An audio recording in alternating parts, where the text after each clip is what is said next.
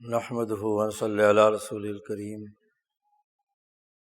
اما بعد فاعوذ باللہ من الشیطان الرجیم بسم اللہ الرحمن الرحیم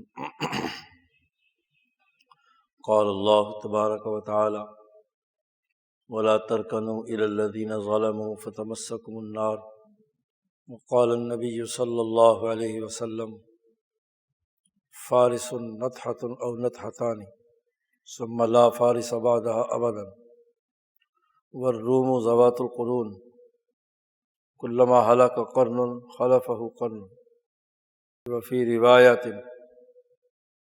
اصحابكم اصحاب بحر وصخر او كما قال عليه الصلاة والسلام وقال النبي صلى الله عليه وسلم كانت بنو اسرائيل تسوسهم الانبياء كلما هلك نبي خلفه نبی وإنه لا نبی بعدی سيكون خلفاء فيكثرون صدق اللہ مولانا العظیم وصدق رسولہ النبی الکریم۔ معزز دوستو، کتاب مقدس قرآن حکیم نے ہمیں قیامت تک کے لیے ایسی جامع رہنمائی دی ہے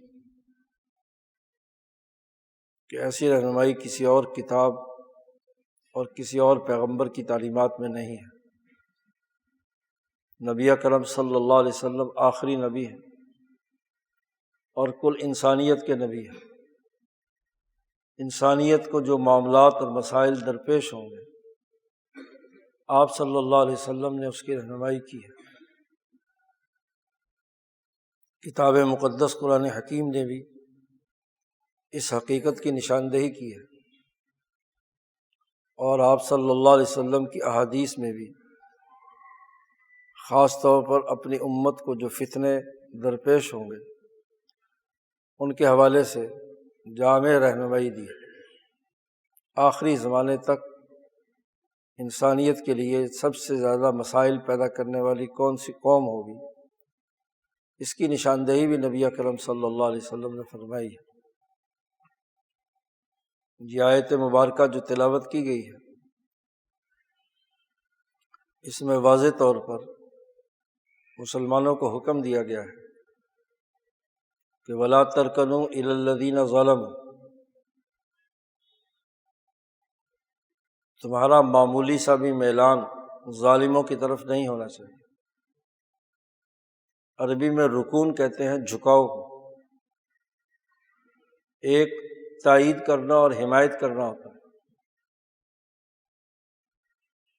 اور ایک دلی طور پر ادھر رجحان کا ہونا اور میلان کا ہونا، کہ انسان زبان سے بھی بات نہ کرے، جسم سے بھی ساتھ نہ ہو، لیکن دل کا رجحان۔ حضرت عبداللہ بن عباس رضی اللہ تعالیٰ عنہما فرماتے ہیں الرکون المیل الی الظالم، رجحان آپ کی باتوں سے، آپ کی گفتگو سے، آپ کے انداز اور اسلوب سے ظالموں کی طرف رجحان کا ہونا، دل کا رجحان، زبان کا رجحان، اعمال کا رجحان، کہ آپ ظالموں کی طرف میلان ظاہر کرے۔ اگر تم ایسا کرو گے تو فتمسکم النار، تمہیں آگ پکڑ لے گی، اور آگ دنیا کی بھی ہے اور آخرت کی بھی ہے۔ آخرت کی آگ تو دنیا کی آگ سے 70 گنا زیادہ ہے، وہ انتہائی اذیت ناک اور تکلیف دہ۔ انسان کو جب آگ چھوتی ہے تو اس کا جسم انتہائی تکلیف محسوس کرتا ہے۔ اس کی جب جلد جلتی ہے اس کے جسم کے مسام بند ہو جاتے ہیں، اخراجات نکلنے رک جاتے ہیں، تو جس اذیت اور تکلیف سے جلے ہوئے جسم والا بندہ گزرتا ہے وہ ناقابل برداشت ہے۔ دنیا کی آگ کا یہ معاملہ ہے، اور آخرت کی آگ تو اس سے بھی زیادہ 70 گنا طاقتور ہے۔ وہ تو نہ صرف ایک دفعہ جلد جلائے گی، دوبارہ ذرا سی اگے گی پھر جلا دے گی۔ قرآن حکیم نے کہا ہے کلما نضجت جلودہم بدلناہم جلودا غیرہا، جیسے ہی ان جہنمیوں کی جلد جل کر کالی سیاہ ہوگی تو ہم انہیں ایک بالکل نئی جلد دے دیں گے، بدلناہم جلودا غیرہا، تاکہ وہ عذاب کو اچھی طرح چکھے، بار بار چکھے۔ تو آخرت کی آگ تو دنیا کے مقابلے میں بہت زیادہ اذیت ناک ہے۔ یہاں مسلمانوں سے کہا جا رہا ہے کہ تمہارا معمولی سا بھی رجحان اگر ظالموں کی طرف ہوا تو تمہیں آگ پکڑ لے گی۔ دنیا کی سب سے اذیت ناک چیز تمہیں اپنی گرفت میں لے لے گی۔ یہ آیت مبارکہ اس حقیقت کی نشاندہی کرتی ہے کہ آدم سے لے کر دجال تک انسانوں میں ظالم اور مظلوم کی ایک کشمکش جاری رہے گی، خواہ وہ ظالم قابیل ہو جس نے حابیل پر ظلم کیا، وہ نیلی آنکھوں والا جو اپنی سگی بہن کو لے کر اس کے ساتھ شادی کرنا چاہتا تھا، اور جو روایات کے مطابق یورپ ہی بھاگ گیا تھا، آدم کے قبیلے سے علیحدہ ہو کر یورپ کی ساری نسلیں اسی کی اولاد ہیں، وہ خود بھی قاتل اور اپنی سگی بہن کے ساتھ شادی کرنے والا۔ نیلی آنکھوں والے یہ جو بنی الاصفر ہیں، زرد رنگ کے یا گورے رنگ کے، ان کے بارے میں تاریخی روایات ایسی سفاک اور ظالمانہ ہے۔ تو وہ ظالم قابیل ہو یا آج کے بعد ظاہر ہونے والا دجال، یہ سب ایک ہی نسل ہے۔ ایک طرف ظالم ہوں گے، خواہ وہ نوح علیہ السلام کے زمانے کے ظالم ہوں، ابراہیم علیہ السلام کے مقابلے کا نمرود ہو، موسیٰ علیہ السلام کے مقابلے کا فرعون ہو، داؤد و سلیمان کے مقابلے کا جالوت ہو، اور عیسیٰ علیہ السلام کے مقابلے میں مسخ شدہ یہودیت ہو، یا نبی اکرم صلی اللہ علیہ وسلم کے مقابلے میں ابو جہل، عتبہ، شیبہ اور قیصر و کسریٰ ہوں۔ ظالم و مظلوم کی کشمکش رہے گی۔ جن کے اوپر بہیمیت کا غلبہ ہے وہ انسانیت کے دائرے سے نکل گئے، انہوں نے بہیمی خصلتوں کا اظہار ضرور کرنا ہے، اور ان شریف لوگوں پر کرنا ہے کہ جو مظلوم ہیں، جو ملکیت غالب رکھتے ہیں، وہ جو حابیل کی طرح یہ کہتے ہیں کہ اگر تو میرے قتل کا ارادہ کرے گا تو میں تیرے قتل کا ارادہ نہیں کروں گا، اپنے ہاتھ تیری طرف نہیں بڑھاؤں گا تجھے مارنے کے لیے۔ تو مظلوم دنیا بھر کے، اور مظلوم کو اللہ نے اجازت بھی دی ہے کہ اذن للذین یقاتلون بانہم ظلموا، جس پر ظلم کیا گیا ہے اسے جنگ لڑنے کی اجازت ہے، قتال کرنے کی اجازت ہے، اس لیے کہ وہ مظلوم ہے، وہ تو اپنا دفاع کر رہے ہیں۔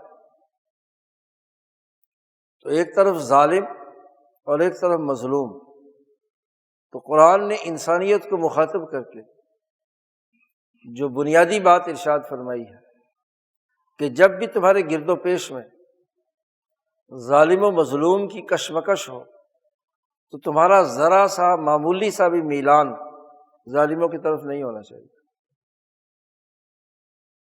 تمہارا رجحان مظلوموں کی طرف، مظلوموں کی مدد کرو۔ وَلَمَنِ انتَصَرَ بَعْدَ ظُلْمِهِ فَأُولَٰئِكَ مَا عَلَيْهِم مِّن سَبِيلٍ، جس نے اپنے اوپر ظلم ہونے کے بعد اقدام کیا، مقابلہ کیا، تو اس پر کوئی الزام نہیں ہے، اس کے ساتھ مل کر تو کام کرنے کی ضرورت ہے، مظلوم کو طاقتور بنانے کی ضرورت ہے تاکہ وہ ظالم کے ظلم کا بدلہ لے سکے۔ انفرادی ظلم ہو تو بہتر یہ ہے کہ فرد کا فرد کے درمیان ہے، تو قرآن نے کہا ہے وَلَمَنْ صَبَرَ وَغَفَرَ إِنَّ ذَلِكَ مِنْ عَزْمِ الْأُمُورِ۔ ذاتی ظلم کو معاف کیا جا سکتا ہے، اس کے حوالے سے کیا ہے، صبر و استقامت کی تلقین کی گئی ہے۔ لیکن جب اجتماعی ظلم، سوسائٹی پر ظلم کرے، ظالم انسانی آبادیوں کو تباہ و برباد کرے، تو کوئی وجہ جواز بالکل نہیں ہے کہ ایک سچا مسلمان بلکہ ایک سچا انسان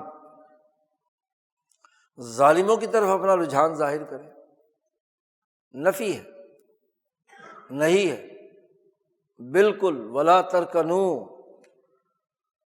جیسے امر بالمعروف ایسے ہی یہ نہی عن المنکر بھی۔ اور اگلی آیت میں فرمایا اقم الصلاۃ، نماز قائم کرو، جدوجہد اور کوشش کرو، صحیح راستہ اختیار کرو۔ ایک کام کرنے کا حکم دیا ہے اور ظالموں کی طرف میلان سے قطعی طور پر روک دیا گیا۔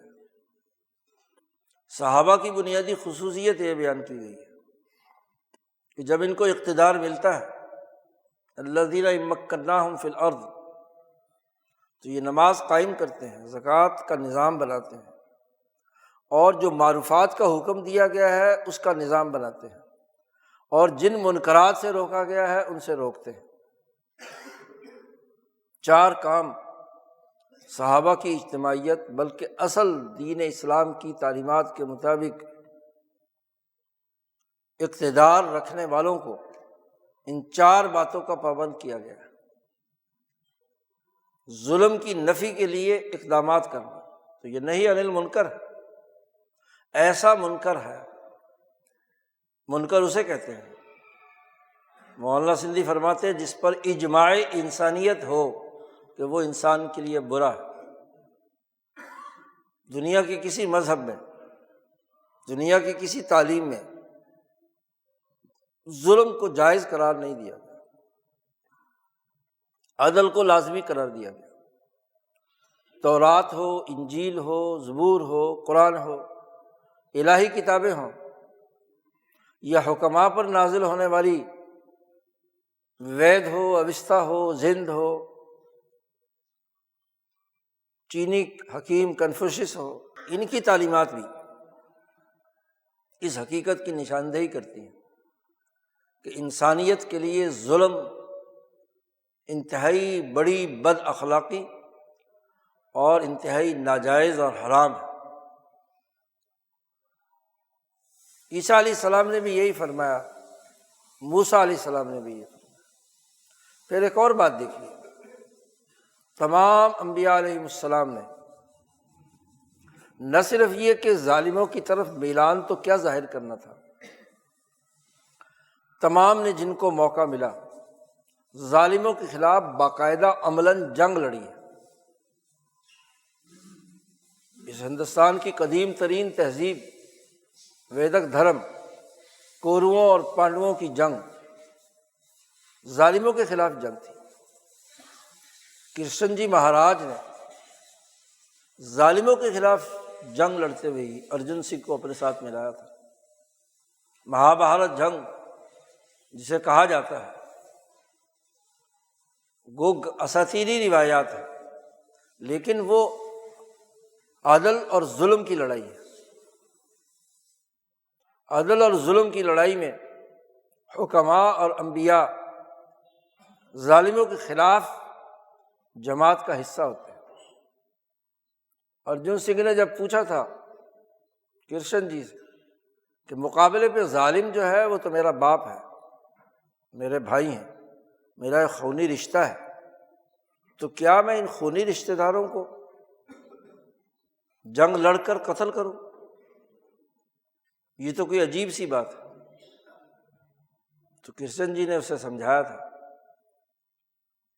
کہ یہاں اپنے ذاتی خونی رشتے کی بات نہیں ہے، یہاں ظلم اور عدل کی بات ہے۔ کیا تیرا باپ ظالم نہیں ہے؟ تیرے بھائیوں نے ظلم نہیں کیا؟ یہ جماعت جو مقابلے میں ہمارے ہے یہ ظالم نہیں ہے؟ تو پھر گھبرانا کس لیے؟ اللہ کا حکم ہے، ہماری ذمہ داری ہے کہ ہم اس کے لیے یہ کام کریں۔ تو انبیاء نے باقاعدہ قتال کیا ہے، مقابلہ کیا ہے۔ قرآن حکیم نے فرمایا وَكَأَيٍّ مِّن نَبِيٍّ قَاتَلَ مَعَهُ رِبِّيُّونَ كَثِيرٌ، کتنے ہی انبیاء ہیں کہ ان کے ساتھ مل کر اللہ والوں نے جنگ لڑی ہے۔ قاتل معه ربیون کثیر، کتنے ہی بے شمار نبی ہیں۔ تاریخ انسانی اٹھا کر دیکھیے، ہمیشہ انہوں نے ظالموں کے خلاف باقاعدہ جنگ لڑی ہے۔ نوح علیہ السلام کی جب اپنی قوم کے خلاف معاملہ ہوا تو باقاعدہ اعلان کیا کہ یہ اب قابل اصلاح نہیں ہے، ان کی نسلیں بگڑ چکی ہیں، یا اللہ انہیں تباہ و برباد کر دے۔ جی ابراہیم علیہ السلام نے اپنے باپ آزر اور اپنے مقابلے کے جتنے بھی طاقتور لوگ، نمرود خاندان، ان سے باقاعدہ مزاحمت کی ہے، مقابلہ کیا ہے۔ موسیٰ علیہ السلام نے باقاعدہ فرعون کے خلاف جدوجہد کی ہے اور قوم عمالقہ سے باقاعدہ جنگ لڑی ہے۔ اپنے ساتھ جب ان کے بنی اسرائیل کے نوجوان تیار ہو گئے اور وہ پرانے بوڑھے جو غلامی کے مارے ہوئے تھے وہ مر کھپ گئے وادی تھی میں، تو باقاعدہ جنگ لڑی۔ داؤد علیہ السلام نے باقاعدہ جنگ لڑی ہے جالوت کے خلاف، اس کا سر قلم کیا ہے۔ سلیمان علیہ السلام نے جنگیں لڑی ہیں، مقابلہ کیا ہے۔ اور جن انبیاء کے ساتھ زیادہ لوگ نہیں تھے تو انہوں نے مزاحمت کی، پوری تحریک منظم کی ہے۔ عیسیٰ علیہ السلام، یحییٰ علیہ السلام، جن کو شہید کر دیا گیا، یحییٰ علیہ السلام کو آرا چلا کر ان کے جسم کے 2 ٹکڑے کر دیے گئے، لیکن حق بات سے انہوں نے انحراف نہیں کیا۔ اپنے خیال میں انہوں نے عیسیٰ علیہ السلام کو بھی سولی چڑھا دیا تھا، وہ تو اللہ میاں نے اپنے پاس اٹھا لیا۔ اتنی مزاحمت کے باوجود مقابلہ کیا ہے۔ رحمت للعالمین نبی جو تمام انسانیت کے لیے رحمت ہے، انہوں نے باقاعدہ غزوہ بدر 84 غزوات اور سایہ لڑے ہیں دشمن کے خلاف، جنگ لڑی۔ ان سے بڑا رحم دل اور کون ہو سکتا ہے؟ بلکہ اس لڑائی کے سلسلے میں اور اللہ کے احکامات کو نافذ کرنے کے سلسلے میں قرآن نے واضح کر دیا کہ تمہیں نرمی نہ پکڑ لے زنا کرنے والوں پر حد جاری کرنے کے حوالے سے، نرمی تمہارے اندر پیدا ہونی چاہیے۔ اور جنگ کی بات بھی آئی تو فرمایا وَلَوْلَا دَفْعُ اللَّهِ النَّاسَ بَعْضَهُم بِبَعْضٍ لَهُدِّمَتْ صَوَامِعُ وَبِيَعٌ وَصَلَوَاتٌ وَمَسَاجِدُ يُذْكَرُ فِيهَا اسْمُ اللَّهِ كَثِيرًا، اگر یہ لڑائی نہ ہوتی، جنگ نہ کی جائے ظالموں کے مقابلے پر، تو پوری انسانی معاشرے کے اندر مسجدیں، مدرسے، عبادت گاہیں، صومعے، گرجے سب تباہ و برباد ہو جائے۔ اس لیے جنگ ضروری۔ تو جنگ مقابلہ کرنا، ظالم کی طرف رجحان ظاہر نہ کرنا، یہ انبیاء اور حکماء اور مصلحین امت کا ہر دور کا تقاضا رہا۔ یہ تصور کہ ایک مصلح کو جنگ نہیں لڑنی چاہیے، تشدد کا راستہ نہیں اختیار کرنا چاہیے، یہ بالکل غلط ہے۔ اصولی طور پر تو ضروری ہے، وقت کی عارضی حکمت عملی ہو سکتی ہے عملی اعتبار سے، عدم تشدد، لیکن کوئی یہ مستقل بنیادی اصول نہیں ہے۔ مزاحمت کی ہے، اسی آیت کے تناظر میں کہ ظالموں کی طرف ہمارا رجحان یا رائے ظاہر نہیں ہونی چاہیے، بلکہ ظالموں کے مقابلے میں ہمارا اقدامات اور مزاحمت کا عمل ہونا چاہیے۔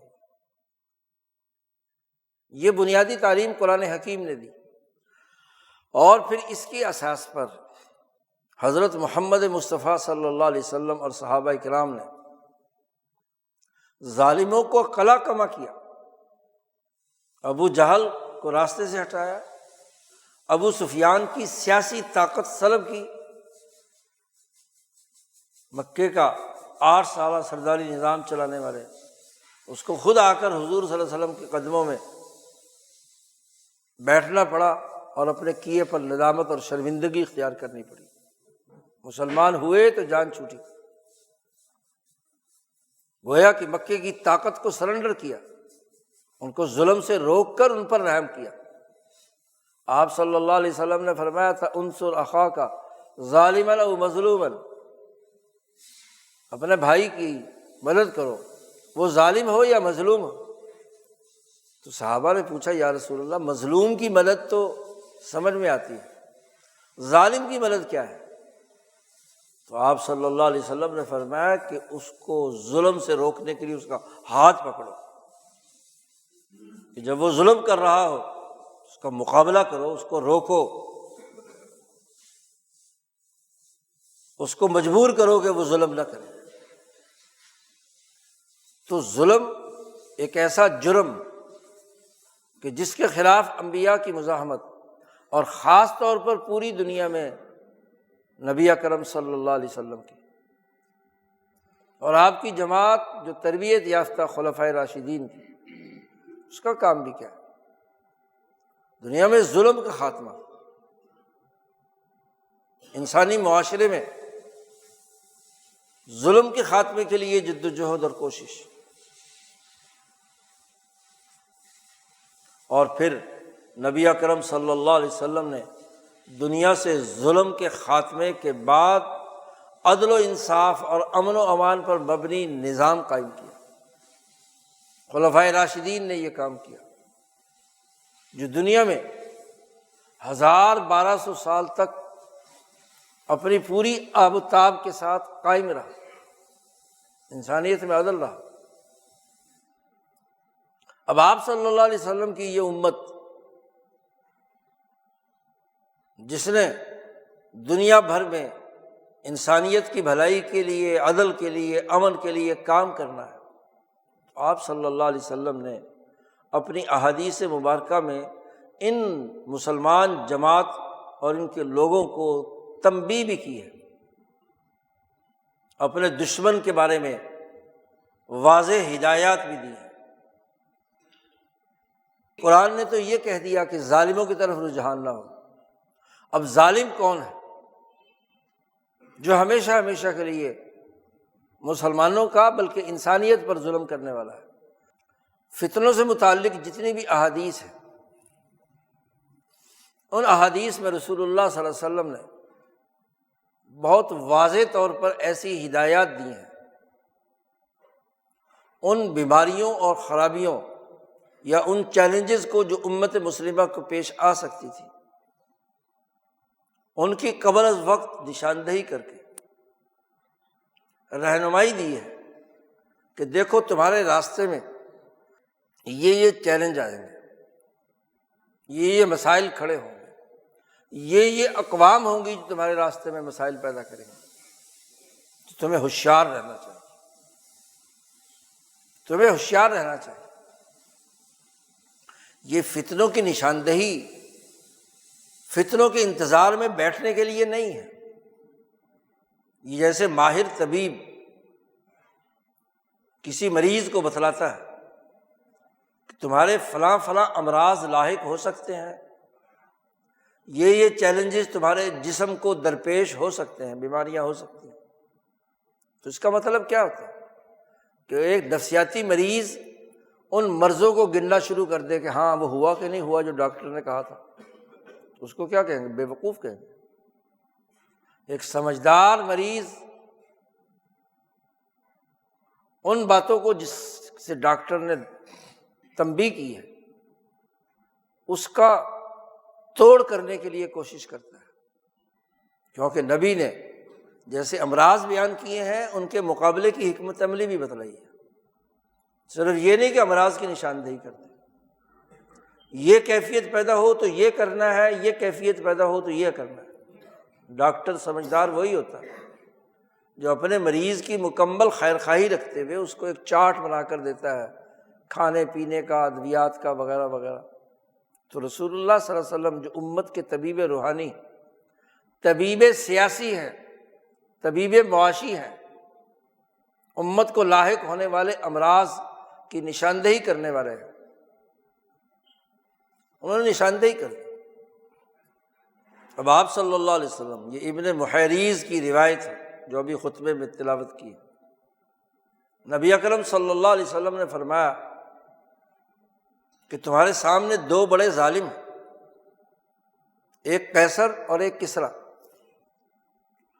عرب کے ظالم ابو جہل کے نظام کو تو خود حضور صلی اللہ علیہ وسلم ختم کر چکے، پتہ ہے مکہ ہو چکا، جزیرۃ العرب کے آپ سلطان بن گئے، بادشاہ بن گئے۔ اب صحابہ کو چیلنج ہے اگلے دور کہ دو بڑی طاقتور اور ظالم قوتیں تمہارے سامنے ہیں، ایک ایران اور فارس اور ایک روم قیصر۔ آپ صلی اللہ علیہ وسلم نے یہ بات تو فرما دی کہ حالانکہ قیصر فلا قیصر بعدہ، قیصر ہلاک ہوگا، اس کے بعد کوئی قیصر پیدا نہیں ہوگا۔ قیصر کا جو ٹائٹل ہے اس ٹائٹل سے کوئی قیصر نہیں ہے۔ ایسے ہی حالانکہ کسریٰ فلا کسریٰ بعدہ، کسریٰ بھی ہلاک ہو جائے گا اور اس کے بعد کوئی کسریٰ اس ٹائٹل سے حکمرانی کرنے والا نہیں ہو۔ یہ بخاری مسلم کی روایات میں سے۔ اور تم ضرور بضرور، انہوں نے جو انسانیت پر ظلم کر کے خزانے جمع کر رکھے ہیں، لَتُنْفِقُنَّ كُنُوزَهُمَا، ان دونوں کے خزانے تم خرچ کرو گے انسانیت کی بھلائی کے لیے۔ انسانوں کا خون نچوڑ کر جو انہوں نے پیسے جمع کر رکھے ہیں، دولت کا ارتکاز کر رکھا ہے، تم ضرور بھی ضرور، لام بھی تاکید کا ہے، نون ثقیلہ بھی تاکید کا ہے، ہر حال میں ان کے جتنے بھی خزانے جمع کیے ہوئے۔ پھر اس روایت میں جو ابھی تلاوت کی گئی ہے اس میں اگلے قیامت تک کے جو منظرنامہ ہے اسے بیان کیا ہے کہ فارس نطحۃ او نطحتان، فارس اور ایران وہ ایک ٹکر کی مار ہے یا دو ٹکر کی مار ہے بس۔ فلا فارس بعدہا، اس کے بعد کوئی فارس نہیں رہے گا، پورا ایران مسلمان ہو جائے گا، کوئی وہاں پر غیر مسلم نہیں رہے گا۔ صحابہ کو ایک جنگ یا دو جنگ لڑنی پڑی بس، مدائن کی فتح، اور کسریٰ ایران کی گردن اتار کر سعد بن وقاص نے جب عمر فاروق کے دربار میں بھیجی ہے، دو جنگیں زیادہ سے زیادہ بڑی جنگیں کسریٰ کے خلاف۔ تو ایک ٹکر نتھا کہتے ہیں کسی جانور کا جو سینگ کسی دوسرے کو مار کر اس کو ہلاک کر دینا، والنتیحہ ٹکر سے جو آدمی جانور مر جاتا ہے۔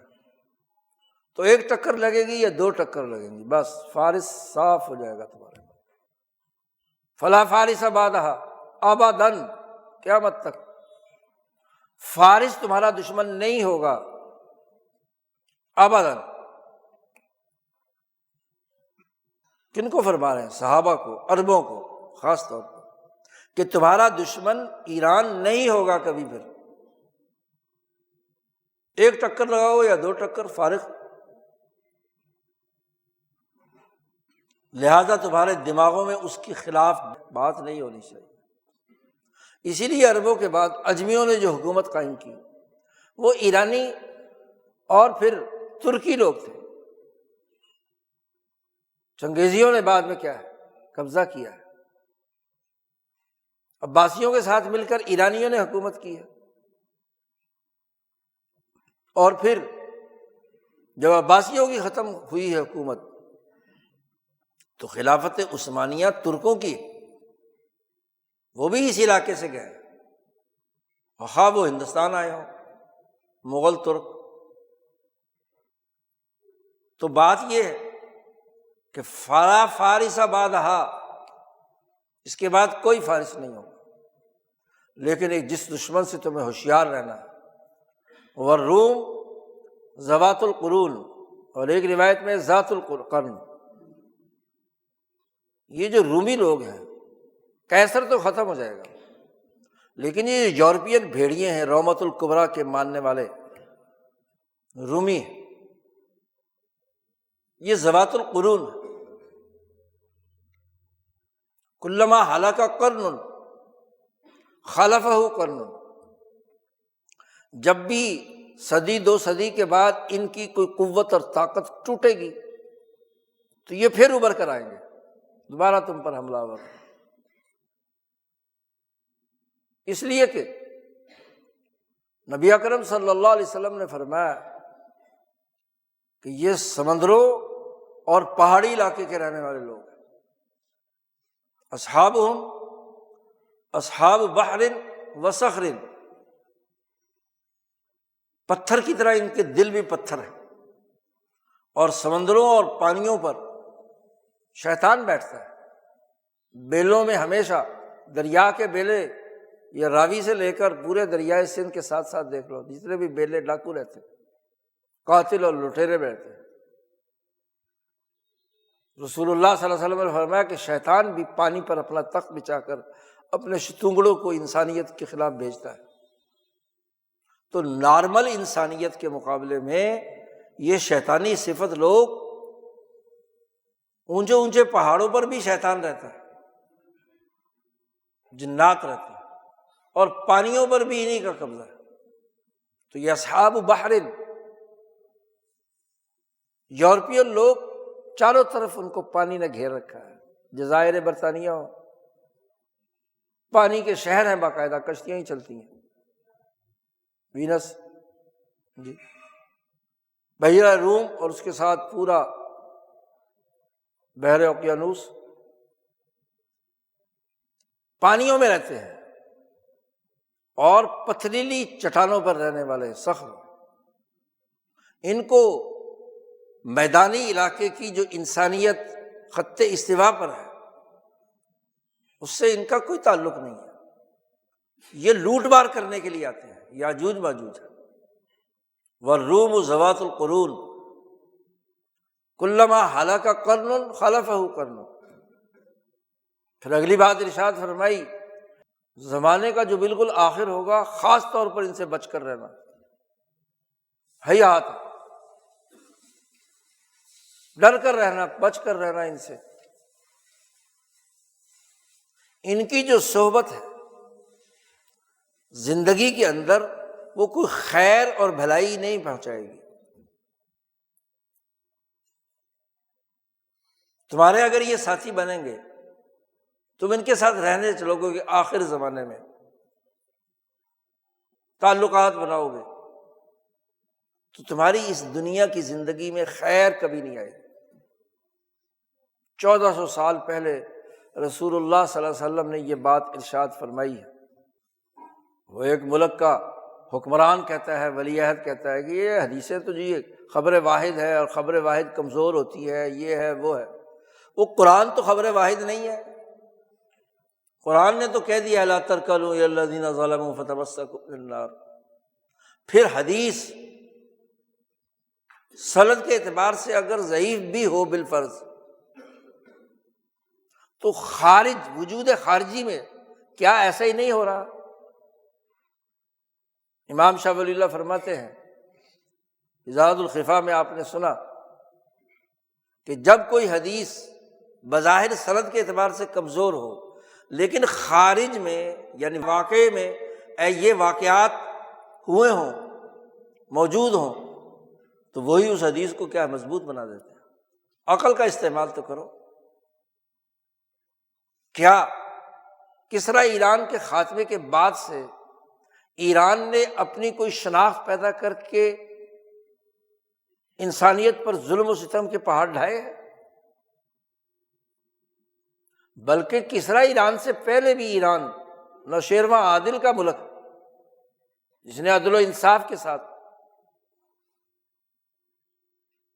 ملک چلایا ہے۔ تو فارس کے بارے میں تو کہہ دیا رسول اللہ صلی اللہ علیہ وسلم۔ آج الٹا معاملہ ہے، ماشاءاللہ مسلمان حکمران الٹی بات کر رہے ہیں، حدیث کے بالکل برخلاف، خلاف واقعہ، رومیوں کے ساتھ کھڑے ہیں، انگریزوں کے ساتھ کھڑے ہیں، سرخ نسلوں کے ساتھ کھڑے ہیں، قابیل کی اولاد کے ساتھ کھڑے ہیں، 56 کے 56 ملک اور روم جن سے تنبیہ کی تھی رسول اللہ صلی اللہ علیہ وسلم نے کہ ان سے تمہاری ٹکر ہوتی رہے گی، یہ چین سے نہیں بیٹھیں گے۔ کیا پچھلے 1400 سال کی صلیبی جنگیں اس حقیقت کی نشاندہی نہیں کرتی؟ آج جو وہ عیسائی اور صلیب کے نام پر اس دور کا دجال اکبر عیسائیوں کو برانگیختہ کرتا ہے کہ یہ کروسیڈ ہے، یہ صلیبی جنگ ہے، کیا یہ وہی نہیں ہے؟ 1400 سال کی تاریخ اٹھا کر دیکھیے، ہر 100-200 سال کے بعد ان یورپین بھیڑیوں نے انسانیت پر حملہ کیا۔ جب تک مسلمان طاقتور رہے انہوں نے اس شر سے پناہ مانگی، مقابلہ کیا، وہ صلاح الدین ایوبی ہو، نور الدین زنگی ہو، سلطان محمد الفاتح ہو، مقابلہ کیا۔ خود 500 سال تک خلافت عثمانیہ نے مقابلہ کیا، پوری 500 سالہ تاریخ ہمیشہ باب عالی قسطنطنیہ میں جو خلافت عثمانیہ کا مرکزی سیکریٹریٹ تھا جس کو باب عالی کہتے تھے، ہمیشہ ان بھیڑیوں کے ساتھ مقابلے میں رہا ہے۔ لیکن آخر زمانہ جس کی تنبیہ رسول اللہ صلی اللہ علیہ وسلم نے کی تھی، زمانے کا آخری معاملہ آئے گا تو پھر خاص طور پر بچ کر رہنا۔ پچھلے 300 سال کی تاریخ اٹھائیے کہ یہی گوری نسلیں ہندوستان پر قابض ہوئیں تو ہندوستان کا کیا حشر کیا؟ ظلم و ستم، آئینی، قانونی، ریاستی، سیاسی، معاشی، عدالتی، جنگ و جدل کا، قتل انسانیت کا ارتکاب کیا، کروڑوں انسان قتل کیے۔ یمن پر قبضہ کیا تو یمن کو ادھیڑ کر رکھ دیا، کیپ ٹاؤن پر قبضہ کیا تو افریقہ تباہ و برباد کر دیا، اور جزیرۃ العرب پر قبضہ کیا تو اس کے حصے بکھرے کر دیے۔ ہندوستان پر قبضہ کیا تو انتہائی تحکم اور ظالمانہ طریقے سے اس خطے کے 7 ملک بنا کر ان میں لڑائی پیدا کرے۔ 300 سالہ سرمایہ دارانہ معیشت کی بنیاد انسانوں پر ظلم ہے، ان کے وسائل پر قبضہ ہے، ان میں لڑائی پیدا کرنا ہے۔ مشرق وسطیٰ جو پچھلے 100 سال سے جل رہا ہے، کیا اس کی نشاندہی نہیں ہے؟ آخری زمانے میں ان سے بچنے کے بجائے سارے کے سارے اس کے اعلی کار ہیں۔ اسرائیل کیا ہے؟ کچھ نہیں، وہ تو امریکہ کا دم چھلا ہے، روم اصل ہے۔ یہودی تو اس خطے کی وہ ایشیائی نسل ہے جس کا رومیوں سے کیا تعلق؟ وہ تو قابیل کی اولاد ہے، یا یعقوب کے بڑے بھائی، وہ بھی شیطان کنعان کو چھوڑ کر جا کر یورپ میں بس گیا تھا، جس نے یعقوب علیہ السلام سے بھی جنگ لڑی تھی۔ اسرائیل کا مخالف، اس کی نسلیں ہیں یورپ میں۔ عیس بن اسحاق اس کا نام تھا، گورا، جس کی نسلیں ہیں یہ، انبیاء کی دشمن رہیں، ان کا مقابلہ کرتی رہی، اور آج انسانیت پر تباہی اتار رہی ہے۔ کوئی پوچھنے والا نہیں۔ منکر ایسا کہ خود اقوام متحدہ کے قوانین کی خلاف ورزی، عالمی عدالت میں ایک شیطان کے خلاف 18 ملک مقدمہ لڑے کہ اس نے نسل کشی کی ہے غزہ میں۔ 18 ملک ایک طرف ہے، 3 ملک ایک طرف، وہ بھی اسی کے دم چھلے۔ تاریخ اٹھا کر دیکھیے کہ جب سے امریکہ کی بدماشی دنیا میں قائم ہوئی ہے، جو دراصل پورے یورپ اور رومیوں کا کریم ہے، جس نے چھٹے ہوئے بدماش یورپ سے نکلے وہ سب امریکہ پہنچ گئے لوٹ مار کے۔ یورپ میں تو 23 ملک ہیں، ان کی تو الگ الگ شناخت ہے، لیکن ہر 25 ملک کے جتنے بھی چھٹے ہوئے بدماش ہیں وہ سب جمع ہو گئے امریکہ میں جا کے۔ جرمنی، برطانیہ، فرانس، پرتگال، اٹلی وغیرہ وغیرہ وغیرہ، یونان، سب کے چھٹے ہوئے چور ڈاکو بدماش امریکہ کے اندر جمع ہیں۔ اور 100 سالہ تاریخ اٹھا کر دیکھیے، وہ پچھلے دنوں ماسکو میں چینی سفیر نے باقاعدہ ایک فہرست جاری کی ہے جی، کہ دنیا میں انسانیت کے خلاف جتنے اقدامات امریکہ نے کیے ہیں، ہیروشیما اور ناگاساکی پر بم گرانے سے لے کر اب تک انسانیت کی تباہی اور بربادی کی دنیا کے کسی ملک نے نہیں کی۔ اب یہ بات رسول اللہ صلی اللہ علیہ وسلم 1400 سال پہلے ہے، یہ پورا روم کا گن ہے جو امریکہ میں جمع ہوا۔ روم پورے یورپ کو حکمرانی کرتا تھا قیصر کے زمانے میں، اس کی ہر ملک کے بدماش ایک جگہ جمع ہو کر سارا گند مرتکز ہو گیا امریکہ میں، بین الاقوامی قوانین کی خلاف ورزی، بلکہ خود امریکیوں کی بھی خلاف ورزی۔ ایک عیسائی پادری غیرت دلا رہا ہے، کیا عیسیٰ علیہ السلام نے کہا ہے کہ بچیوں پر اسکول پر بمباری کی ایران میں کی جائے؟ عیسائی مبلغین میں سے جو صاف طبیعت کا انسان ہے، جو واقعی عیسیٰ علیہ السلام کی تعلیمات کو مانتا ہے، وہ بھی کہتے ہیں یہ ظلم ہے، انسانیت چیخ رہی ہے، لیکن یہ گوری نسل کے ظالم درندے مسلسل ظلم کی بارش کر رہے ہیں۔ ایٹم بم گرانے سے لے کر اب تک کوئی سن پوری فہرست دی ہے، ویتنام میں کیا کیا، وینزویلا میں کیا کیا جی، فلانی جنگ کیسے لڑی، ایران پر پیسے کتنی دفعہ حملہ کیا، عرب علاقوں اور دوسرے علاقوں کو تباہ و برباد کرنے کے لیے کیا کیا، لیبیا میں، عراق میں، شام میں، یعنی ان کے منہ کو خون لگا ہوا ہے انسانیت کا۔ بم گراؤ، آگ بھڑکاؤ اور معاشروں کو جلا دو۔ اور پھر رسول اللہ صلی اللہ علیہ وسلم نے فرمایا تھا کہ آخر زمانے میں اس دریائے فرات میں سونا بہے گا، سونا بہے گا، اور اس سونے کی وجہ سے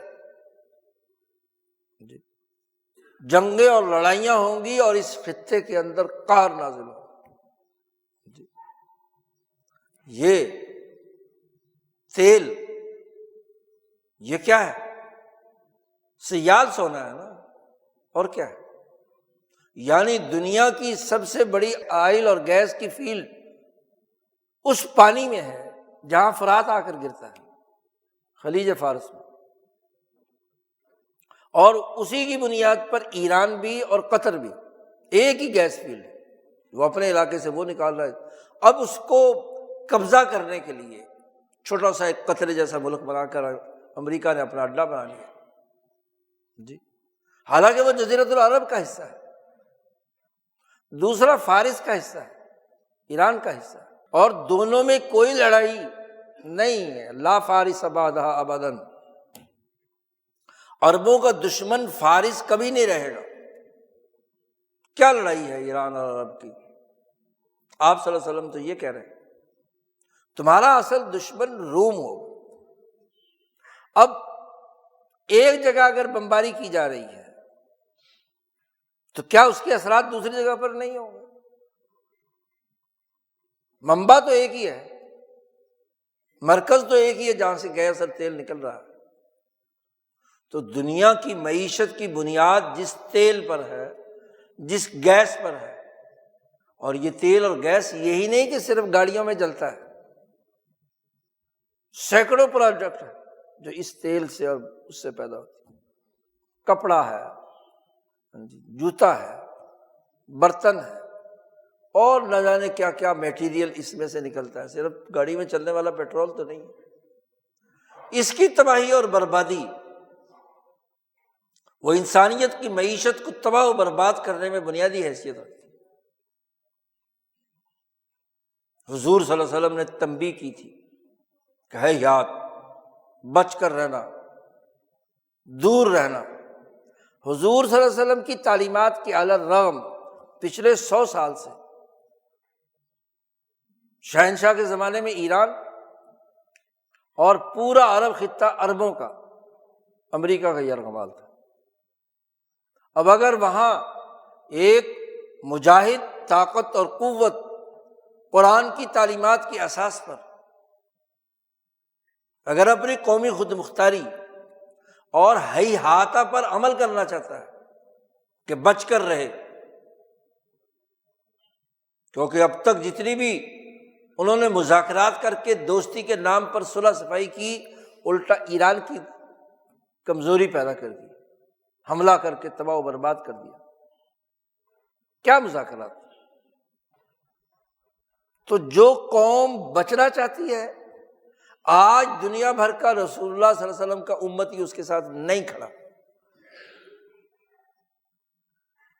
خاص طور پر ان کی حکومتیں، ان کے امراء، جن کے بارے میں رسول اللہ صلی اللہ علیہ وسلم نے فرمایا تھا کہ امراؤکم شرارکم، تمہارے حکمران تمہاری بدترین مخلوق ہوں گے، شریر لوگ تمہارے حکمران بن جائیں گے۔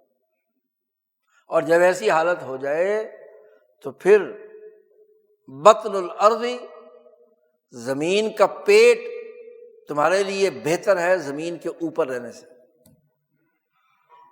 مقابلہ کرو، شہادت حاصل ہو تو ٹھیک ہے، زمین کے نیچے چلے جاؤ، اور اگر جب تک مقابلہ کرتے ہو تو مقابلہ کر کے دشمن کو انبیاء کی تعلیمات کے مطابق ایک رب والا بن کر نبی کی طرح جہاد اور قتال کرو۔ وَكَأَيٍّ مِّن نَبِيٍّ قَاتَلَ مَعَهُ رِبِّيُّونَ كَثِيرٌ۔ اگر اس آیت پر، اس حکم پر آج ایران اور اس کی قیادت عمل کر رہی ہے، قرآن نے کہا تھا وَلَمَنِ انتَصَرَ بَعْدَ ظُلْمِهِ فَأُولَٰئِكَ مَا عَلَيْهِم مِّن سَبِيلٍ، کہ جو آدمی اپنے اوپر ظلم ہونے کے بعد اقدام کرتا ہے اس پر کوئی الزام نہیں ہے۔ قرآن کی واضح آیت کے خلاف قرارداد منظور کر رہا ہے، یہ دھمکیاں لگائی جا رہی ہیں علماء کو کہ تم مظلوموں کی مدد کے لیے کوئی کام نہیں کر سکتے۔ قرآن پر عمل کرنا ہے یا حدیث پر عمل کرنا ہے؟ ایک سچا مسلمان اللہ اور اس کے رسول کے احکامات کی اتباع کرتا ہے۔ خود قرآن نے کہہ دیا کہ اپنے حکمرانوں کی اطاعت تب جائز ہے جب وہ اللہ اور اس کے رسول کے مطابق حکم دے۔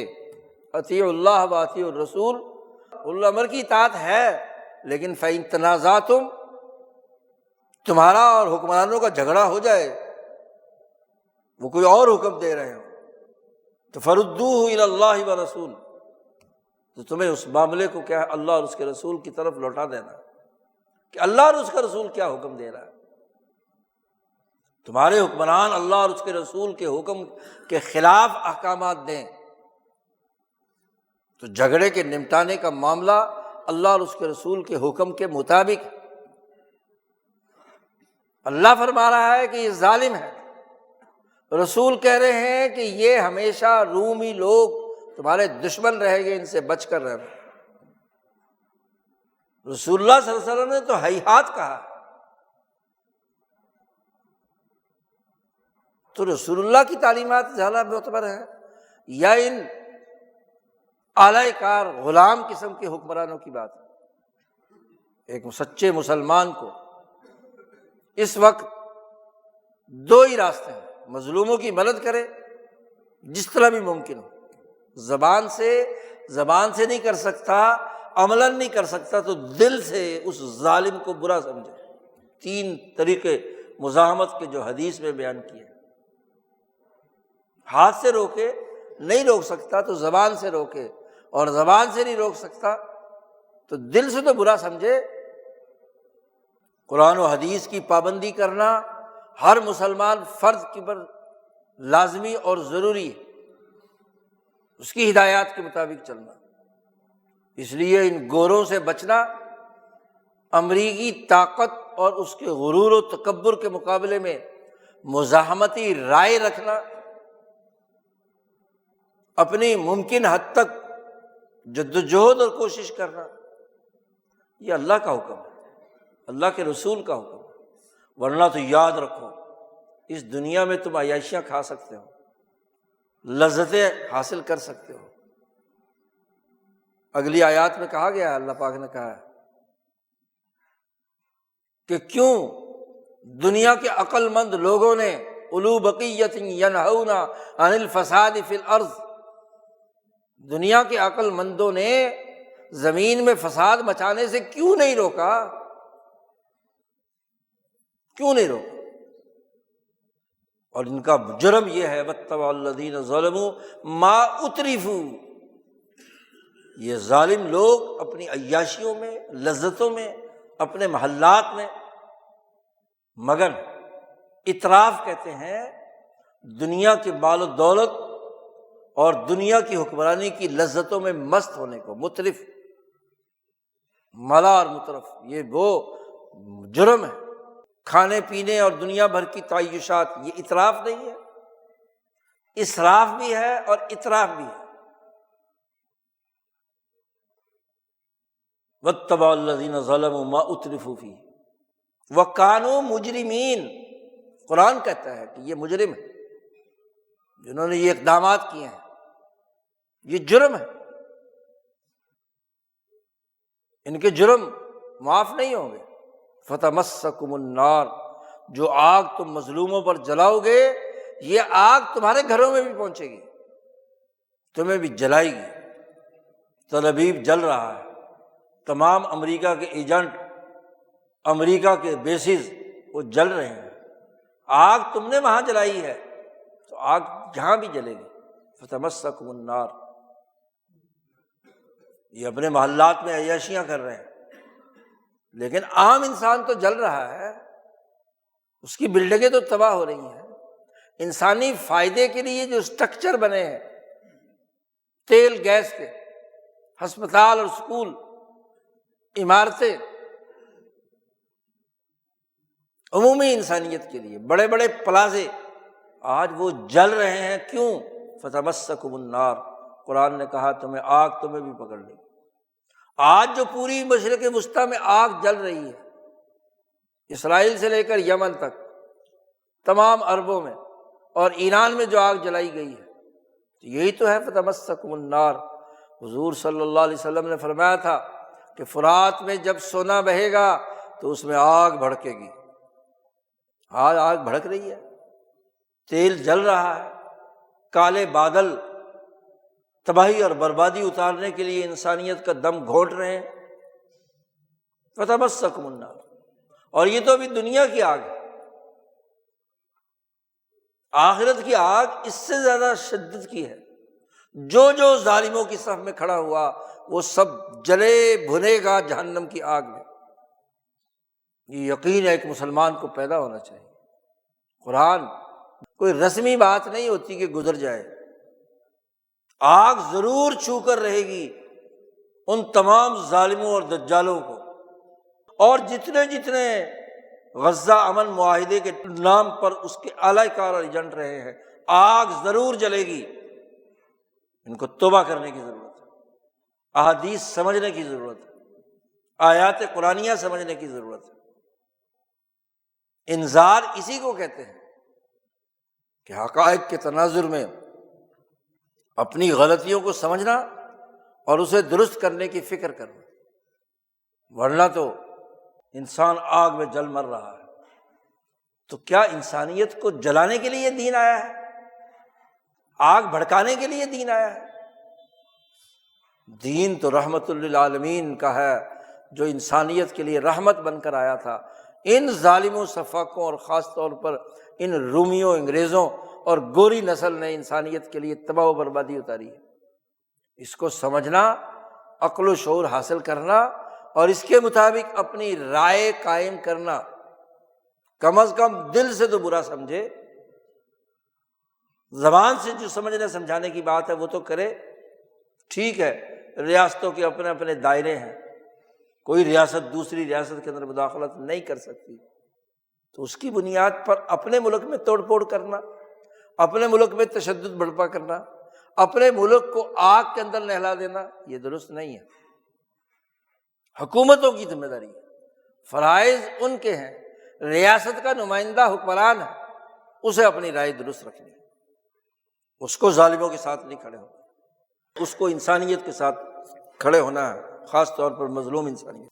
آج مسلمان اس بنیادی حقیقت کو سمجھ لے تو دنیا بھی آگ سے بچ سکتی ہے اور جہنم کی آگ سے بھی انسان بچ سکتا ہے۔ دنیا کو جنت بنانے کے نتیجے میں آخرت کی جنت ملتی ہے، دنیا کو جہنم بنانے کے نتیجے میں آخرت کی جہنم ملتی ہے۔ اللہ تعالی ہمیں دین کو سمجھنے اور درست رائے قائم کرنے کی توفیق عطا فرمائے۔ وآخر دعوانا الحمد للہ رب العالمین۔